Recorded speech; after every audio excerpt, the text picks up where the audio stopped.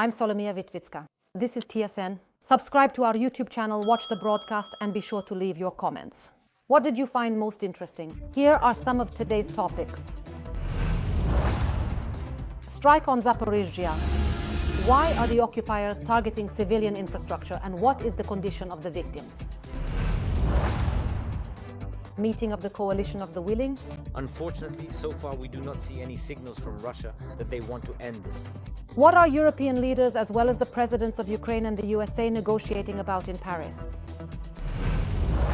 Missile strike on Chernihiv region. 2 people were killed and 3 more were injured. The occupiers hit near one of the checkpoints of the Kyselivska community with a missile. They struck humanitarian mission workers who were carrying out demoning operations in the area. And in Kostiantynivka, Donetsk region, the Russians carried out an airstrike on a hospital. The facility continued to admit and treat patients until the very end. The occupiers launched 3 more guided aerial bombs at the village of Ilinivka. 2 people were killed there. In the morning, the invaders shelled residential neighborhoods in Kherson. 4 utility workers sustained blast injuries. They are 3 women and 1 man. They also attacked Kyselivska with a drone. A local resident also suffered severe shrapnel wounds. In Kozacha-Lopan, Kharkiv region, 2 people have already been killed and 2 injured as a result of an explosion. In Kharkiv itself, the occupiers struck an educational institution, and in Malinivka, 5 people were injured, including an entire family. Sumy and the surrounding district were partially left without electricity as a result of a Russian drone attack. There is 1 person injured there. Energy workers are working to restore power. Earlier, a local resident was injured in the Sumy community. In the Odessa region, the occupiers damaged a grain warehouse and injured a 53-year-old man. They struck during the day with 2 ballistic missiles equipped with cluster warheads. The Russians attacked Zaporizhzhia at around 11 in the morning. An enemy drone hit an apartment building in the Pivdani neighborhood. A local cafe and several shops were damaged. As a result of the attack, 4 people were injured. Our correspondents visited the site of the shelling. A video of the enemy drone flying toward the city is spreading on social media. Just a moment in the air, and then the townspeople hear a powerful explosion. It was flying, buzzing like that, and then bang, and that was it. It's scary. Where can you go? There's nowhere to leave to. There's no one to go with, nothing to go with. We're holding on. Whatever God wills, that's how it will be. Shattered windows in the apartment building, damaged shops and cafes. Yuri, a bartender, says he didn't hear the enemy drone approach the building. I barely had time to come to my senses, and there was panic everywhere. Everything was blown away, all the shop windows, everything. Luckily, there were no people here. The summer terrace, we had just brought things in, and it's good that we had just opened. There were no people outside on the summer terrace because everyone would have been hit by shrapnel. As a result of the attack, 4 people were injured. They were given the necessary assistance. Rescuers and the military are urging city residents to take shelter as soon as they hear the air raid siren. Daria Nazarova, Andriy Kupovka, Zaporizhzhia, TSN 1/1. On the front line over the past day, the enemy advanced near 3 settlements in different directions. This was reported by the analytical portal Deep State. These are positions in the Kharkiv, Donetsk, and Zaporizhzhia regions. The situation remains most difficult in the Pokrovsk direction. The occupiers are trying to regain control of the village of Novoekonomichne, which lies on the road to Myrnohrad. Our troops liberated it just a few days ago. However, the main fighting in this direction is currently taking place right there. In addition, the enemy is trying to approach Pokrovsk from the southwest, specifically from the village of Shevchenko. The fighting for the village of Udakne, which our troops have also regained control of, does not subside. The situation is difficult on the approaches to Dnipropetrovsk region. The day before, our forces pushed the enemy out of the village of Tovste. However, the fighting for it is still ongoing. In total, there have been more than 50 clashes on the front since the beginning of the day. At this very moment, the defense forces are repelling Russian attacks. The coalition of willing countries will supply Ukraine with long-range missiles. This was announced by the UK government following the summit in Paris. More than 30 countries, not only from Europe, are ready to guarantee our security after the current war ends. Today, the details of exactly how this will be done were discussed at a hybrid meeting in the Élysée Palace. Volodymyr Zelensky was present in person, and after the discussions, coalition participants eagerly called Donald Trump. Who is ready to contribute and in what way? Radio Svoboda correspondent Zoriana Stepanenko will tell you more. Discussions about security guarantees for Ukraine have revived in recent weeks. This happened after a group of European leaders traveled to Washington. Donald Trump, after receiving them, announced that the United States is also ready to work to ensure that attacks on Ukraine do not happen again. This is what spurred progress. Within the so-called coalition of the willing, there was a surge of enthusiasm. Today it gathered a record number of participants, 35 in total. Emmanuel Macron announced the completion of preparatory work on security guarantees. The French president, following the meeting, stated that 26 countries are ready to participate in the deterrence force project. Radio Liberty learned from informed sources in diplomatic circles of NATO member countries that more than 20 out of the 30 coalition participants are generally willing to strengthen Ukraine's defense capabilities. For example, there is an agreement that the coalition will supply Ukraine with long-range missiles. Ukraine's own army was and still is considered the key security guarantee for the country. This is the so-called first line of defense. Ursula von der Leyen, the head of the European Commission, likes to use the comparison to a steel porcupine. It is believed that a heavily armed Ukraine with a strong military will be able to handle aggression. The main elements are clear: a strong Ukrainian army, domestic production, and European production, which I mentioned, need to be expanded.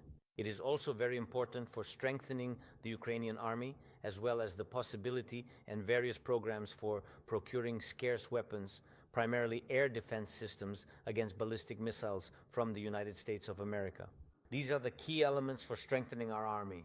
Real protection from our partners is multi-layered. The key element of the infrastructure is, first and foremost, presence.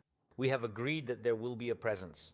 For now, I am not ready to specify the numbers, although, to be honest, we are already sharing this information among ourselves, and we have a general idea of how many have already agreed. Presence, as I said, can take different forms. It can be in the air, at sea, or on land. Out of about 20 countries willing to strengthen Ukraine, only 10 are ready to send troops there once peace is established. At least that's the figure cited by Radio Liberty sources in diplomatic circles of EU and NATO countries. And the roles for these deterrence forces have already been assigned. Turkey will play a leading role in maritime security. France, the United Kingdom, and countries from the North Baltic region will take responsibility for the land component. Preliminarily, its deployment location will be Western Ukraine, and therefore I agree the skies above it must be protected. The exact method for doing so still needs to be agreed upon. According to preliminary estimates, up to 30,000 troops may be included in this mission, that is, in the deterrence forces. However, this number may still change once answers are found to all the outstanding questions. We have just had a conversation with President Trump. In the coming days, we will summarize the American support. As I said, the United States has been involved at every stage of this process, both civilian and military. In the days ahead, we will clarify this further, but it is clear that Canada, partners from Asia, and Europeans will also be joining the guarantees. The key question remains how Western troops will act in the event of potential aggression from Russia. For example, should they shoot down Russian aircraft if they enter the airspace over a foreign mission? And although, according to coalition members, significant progress has already been made in developing security guarantees, there is still a long way to go. The same applies to the ceasefire, which is a mandatory prerequisite for deploying the mission, but still seems like a distant prospect. Russia, Zelensky summarized, is not interested in ending the war, and if this continues, Macron in turn announced new sanctions. From Brussels, Zoriana Stepanenko, Marek Hajduk, Radio Svoboda, especially for TSN 1+1. What is important to resolve with the coalition of the willing, and will such meetings help Trump realize Putin's manipulations more quickly? Be sure to share your thoughts in the comments to this broadcast on YouTube. And of course, don't forget to like and subscribe to the channel. Meanwhile, I continue with the TSN broadcast.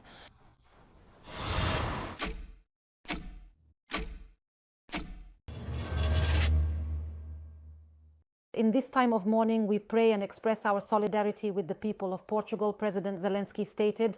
He expressed his condolences over the terrible tragedy and accident in the center of Portugal's capital. An accident occurred on the funicular, a favorite attraction among locals and tourists. At least 17 people have died and about 20 more have been hospitalized with injuries, 5 of whom are in serious condition. The authorities have not yet disclosed the names or nationalities of the victims, but report that several foreigners are among the dead.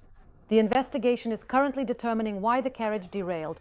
The company that operates the funiculars connecting the lower and upper parts of Lisbon has been in business for 140 years. And for just as long, the yellow trams have been a symbol of the Portuguese capital. In Ukraine, criminal liability is being reinstated for military personnel who leave their unit without permission. The relevant bill was passed by Parliament in the first reading. Courts will no longer be able to apply the mitigating provision that had been in effect since last November. Service members could return from unauthorized absence through a simplified procedure. This allowed them to avoid criminal liability and continue their service with the reinstatement of monetary payments.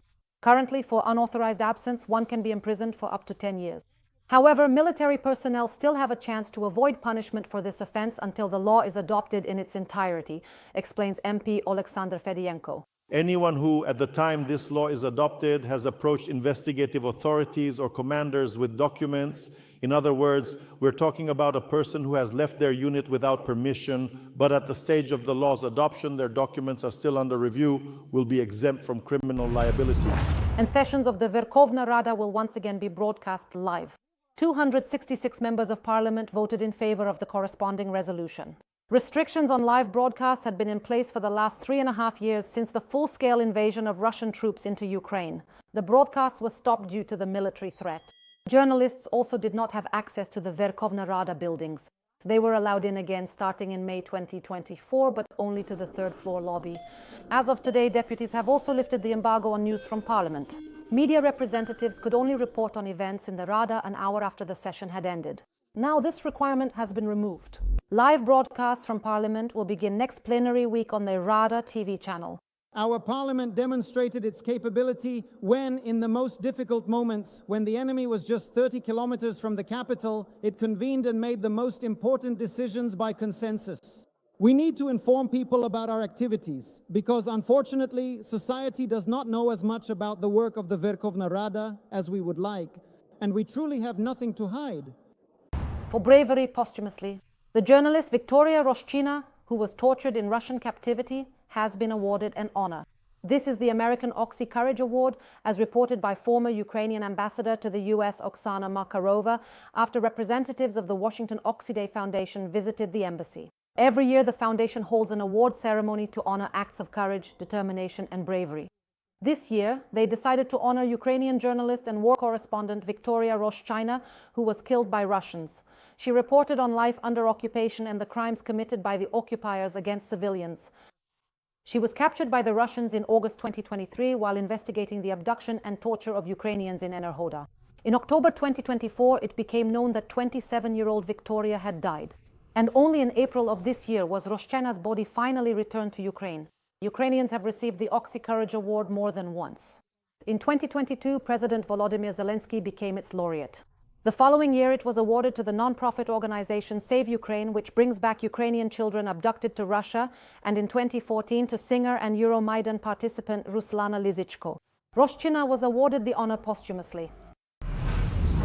The water crisis continues in the occupied Donetsk region. Following the fights and neighborhood feuds, water looters have now appeared in the city.